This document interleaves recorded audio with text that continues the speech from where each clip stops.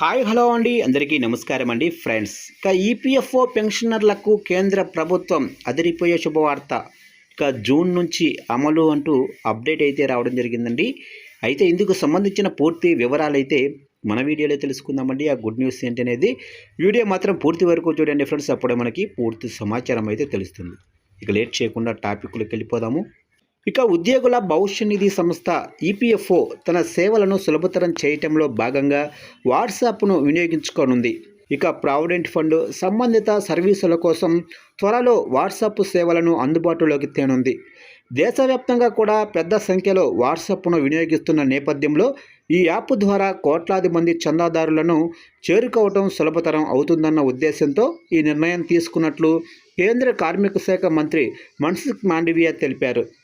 PF balance, చివరి 5 లావాదేవీలు, claim status వంటి వివరాలు వాట్సాప్ ద్వారా తెలుసుకోవచ్చు. ఇక గ్రీన్ టిక్ మార్క్ కలిగిన ఈపీఎఫ్ఓ వాట్సాప్ నంబరుకు హలో అని మెసేజ్ చేయడం ద్వారా ఈ సేవలు పొందవచ్చు. ఇక యూఏఎన్తో అనుసంధానమైన మొబైల్ నెంబర్ ద్వారా ఈ సేవలైతే లభిస్తాయి. ఈపీఎఫ్ఓ నుంచి సందేశాలు సైతం స్థానిక భాషల్లో ఎప్పటికప్పుడు అందుకోవచ్చు. ఆటోమేటెడ్ సిస్టమ్ ద్వారా 24/7 వాట్సాప్లో సేవలైతే లభిస్తాయని మంత్రి తెలిపారు. రాబోయే నెల రోజుల్లో ఈ సేవలు అందుబాటులోకి వచ్చే అవకాశం అయితే ఉందని తెలిపారు. ఇక త్వరలోనే యూపీఐ ద్వారా విత్డ్రా అంటున్నారు.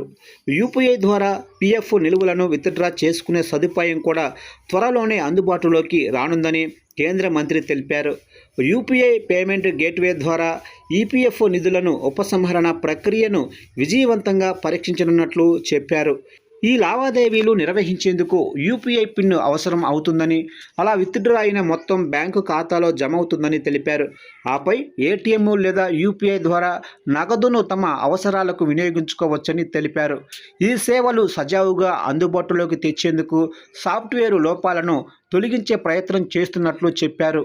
ఈ సేవలు అందుబాటులోకి వస్తే 7 కోట్ల మందికి పైగా ప్రయోజనం కలుగుతుందన్నారు.